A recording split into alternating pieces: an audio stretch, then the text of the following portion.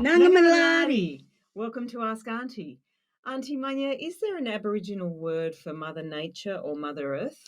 You know, Carla, although a number of cultures around the world speak of the earth as their mother, because just like a mother, the earth provides us with food, nurtures us, cares for us. There's and while we consider the earth as sacred, like a woman, there actually is no concept of Mother Earth as such in Aboriginal cultures. Now, there are a number of female figures or goddesses that are referred to as earth mothers, plural, because they brought human and animal species to particular country.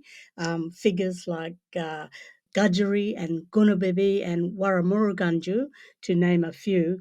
There's no one or earth mother figure known as Mother Earth. And in any case, 3, 4, or 5 Earth mothers cannot be seen as a Mother Earth singular.